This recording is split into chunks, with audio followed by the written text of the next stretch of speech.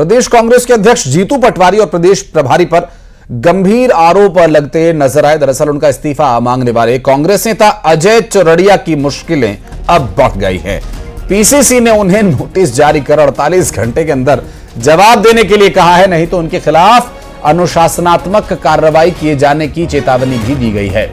आपको बता दें कि चौरड़िया ने पीसीसी चीफ पर गंभीर आरोप लगाए थे, सत्ताधारी दल से सांठगांठ करने के आरोप लगाए थे, उनके इस्तीफे की मांग की थी। मध्य प्रदेश उद्योग एवं व्यापारी प्रकोष्ठ के प्रदेश अध्यक्ष अजय चौरड़िया ने पटवारी के खिलाफ मोर्चा खोलते हुए कहा था कि जीते हुए नेता और पार्टी के प्रति वफादार नेता को प्रदेश अध्यक्ष बनाया जाना चाहिए था। उन्होंने आलाकमान से मांग करते हुए तत्काल प्रभाव से जीतू पटवारी को हटाए जाने की मांग की थी। अजय चौरड़िया जो कि अब नोटिस का जवाब देंगे। ये तस्वीर जो आप देख रहे हैं इस वक्त, ये दरअसल उसी नोटिस की तस्वीर है जो अजय चौरड़िया को पीसीसी यानी जीतू पटवारी ने भेजा है और जवाब मांगा है कि बताइए ऐसा क्यों कहा, क्या वजह है और क्यों आप पर अनुशासनात्मक कार्रवाई न की जाए।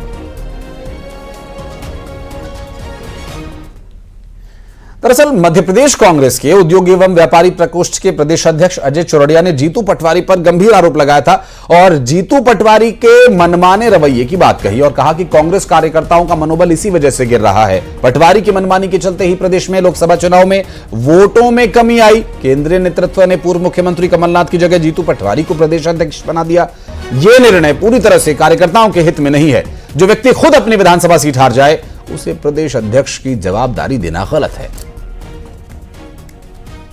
मैं पिछले 1 घंटे से यही बोल रहा हूं कि तत्काल प्रभाव से जो व्यक्ति जीता हुआ हो, जिस व्यक्ति का जमीर कांग्रेस के लिए जिंदा हो, जो कार्यकर्ताओं में जोश भर सके और वर्तमान की सरकार से बराबरी की लड़ाई लड़कर कार्यकर्ताओं का उत्साह मनोबल बढ़ा सके, धरना प्रदर्शन के पहले किसी पार्टी से कोई कॉम्प्रोमाइज कर संगठन के पदाधिकारी, संगठन के कार्यकर्ता नेताओं के साथ उनकी भावना से खिलवाड़ ना करें। वासु चौरे हमारे साथ इस वक्त जुड़ गए फोन लाइन पर। वासु, ये तो जमीर तक पहुंच गई बात। अजय चौरड़िया कह रहे हैं कि जिस नेता का जमीर कांग्रेस के प्रति वफादार हो।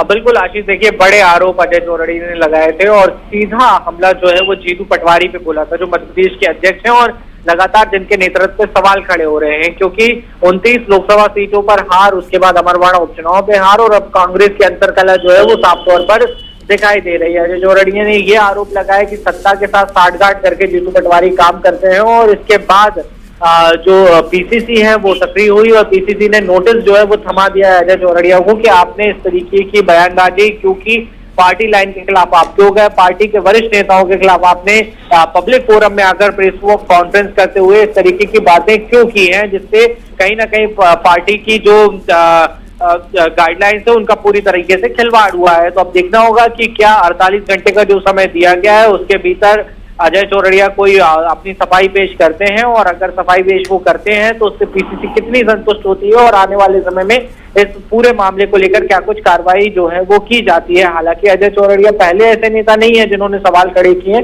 इसके अलावा भी कई सारे ऐसे नेता हैं जो लगातार कांग्रेस के अंदर खाने हो या फिर पब्लिक फोरम में हो, लीडरशिप को लेके और जो लगातार कांग्रेस के लिए विपरीत परिणाम आ रहे हैं उनको लेकर अपनी बात रख चुके हैं। जी, और अमूमन ऐसा वासु होता ही है कि कोई भी नेता अगर ऐसे लीडरशिप पर सवाल उठाता है उसके बाद वो पार्टी से बाहर और फिर आगे का जो प्रोसेस है वो लगभग अंदाजा लोगों को हो ही जाता है कि अब वो नेता कहां जाने वाले। लेकिन ये परिस्थिति किस ओर जाती नजर आ रही है वासु?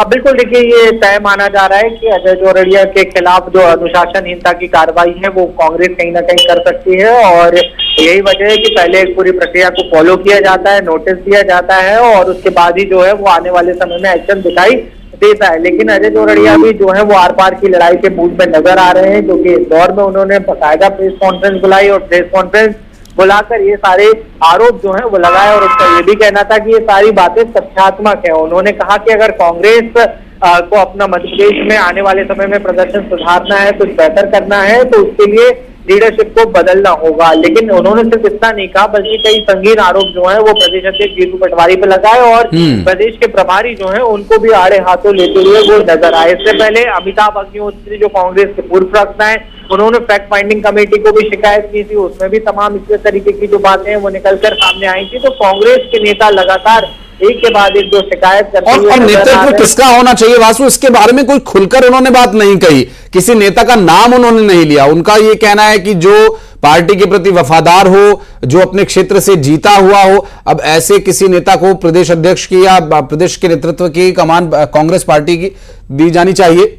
बहरहाल अब देखना होगा कि चौरड़िया, जिन्हें नोटिस जारी कर दिया गया, 48 घंटे के अंदर क्या जवाब देते हैं, और जवाब यदि वो नहीं देते हैं तो कांग्रेस क्या एक्शन लेगी, और कांग्रेस यदि एक्शन नहीं भी लेती है या जवाब दिया भी जाता है तो क्या सब कुछ आगे ठीक होगा, यह भी देखने का विषय होगा। वासु, बहुत शुक्रिया आपका इस पूरे मामले पर जानकारी देने के लिए। और दमोह में मेडिकल स्टोर में लाखों रुपए की चोरी का एक मामला सामने आया। दरअसल इटोरिया मेडिकल स्टोर में लाखों रुपए की चोरी की वारदात को अंजाम दिया गया। खिड़की तोड़कर यहां से लाखों की दवाइयां ले उड़े चोर। आपको बता दें कि दुकानदार के घर में शादी थी। सीसीटीवी कैमरे में ये चोरी की वारदात रिकॉर्ड हो गई है। तस्वीरें आप देख रहे हैं, देखिए वहां पर सीसीटीवी कैमरा को भी नुकसान पहुंचाने की कोशिश की गई है, और डीवीआर में मौजूद फुटेज जो कि स्टोरेज में मौजूद थी। और ये देखिए, ये सेंधमारी एक तरह से दरवाजा तोड़ा गया, खिड़की तोड़ करके घुसे चोर उसके अंदर, और दुकानदार के घर में और दुकान में सीसीटीवी लगा हुआ है, ऐसी जानकारी मिल रही है। और दमोह में मेडिकल स्टोर में लाखों की चोरी का ये पूरा घटनाक्रम, और खिड़की तोड़कर लाखों रुपए के सामान को ले उड़े चोर। दरअसल उस वक्त जो दुकान का मालिक है उसके घर में शादी का फंक्शन था, ऐसे में वो दुकान पर नहीं था, और इस दौरान चोरों ने रेकी कर इस बात का पता लगाया संभवतः, और उसके बाद इस पूरी वारदात को अंजाम दिया। और सीसीटीवी कैमरे को भी नुकसान पहुंचाने की कोशिश यहां पर की गई है। देखिए, कैमरा टूटकर नीचे गिरा हुआ है, और इस दौरान हालांकि जो तस्वीरें थी वो डीवीआर में ज़रूर रिकॉर्ड रह गई। और इस चोरी में अब तक पुलिस के हाथ कोई भी आरोपी नहीं लगा है। सिंगरौली जिले में पास हुए हाईवे पर मुआवजे का खेल खेलने की कोशिश में भूमाफिया लगे हुए हैं। अब ललितपुर सिंगरौली रेल लाइन की जमीन पर नजर जमाए हुए मुआवजे के लिए भूमाफियाओं ने 10 गांव में करीब 1500 से ज्यादा नए अवैध मकान बना लिए हैं। जिले के देवसर और चितरंगी ब्लॉक के 22 गांवों से होकर रेल लाइन गुजरने वाली है। 22 गांवों में करीब 2166 मकानों को भू अर्जन अधिकारी ने पारित कर दिया, लेकिन अब मकानों की संख्या 4000 के पार हो चुकी है।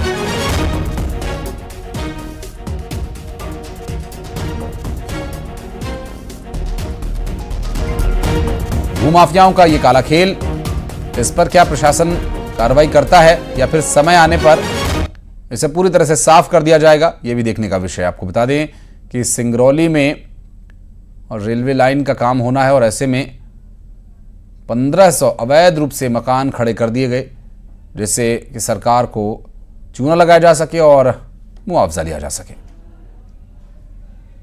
रहता है कि क्या मकान सिर्फ ही मुआवजे के उद्देश्य से बना है, या फिर उसमें वाकई में उसमें पहले से निवासरत हैं, उसमें बिजली, लाइट, पानी सभी की व्यवस्था, समुचित व्यवस्था है कि नहीं, तो उसी के आधार पे मुआवजा भी दिया जाता है। इसमें चूँकि अन्यथा ये शासन के लिए बहुत बड़ा क्षति होता है, राजस्व की बहुत बड़ी हानि होती है। और ये हानि होगी या नहीं होगी, ये देखने का विषय, जांच का विषय, जिसमें कि जांच की जाएगी कि ये घर वाकई लोग रहने के लिए बनाकर यहाँ रह रहे हैं या फिर ये पहले से बने। तो हरीश हमारे सहयोगी इस वक्त हमारे साथ जुड़ गए, बात करेंगे उनसे। हरीश, ये बस्ती वहाँ पहले नहीं थी, ऐसी जानकारी मिल रही है, और रेलवे लाइन की जानकारी होने के बाद भूमाफियाओं ने ये मकान खड़े किए, इस बात में कितनी सच्चाई है?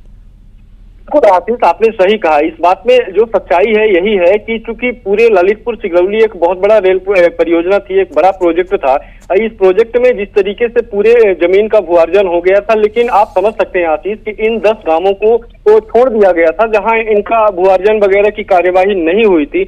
यही कारण है कि जो माफियाएं हैं तो उन्हें एक समय मिल गया, और समय निश्चित होने के बाद उन्होंने अब यहाँ मकान बना लिया है। हालांकि आशीष, यहाँ ऐसे मकान बनाए गए हैं जहां लोग नहीं रहते हैं। हालांकि इस बात को जो है तो डिप्टी कलेक्टर भी कबूल रहे हैं कि जिन मकानों को मुआवजा देना है उनमें से 2166 मकान जो है वो चिन्हित किए गए थे।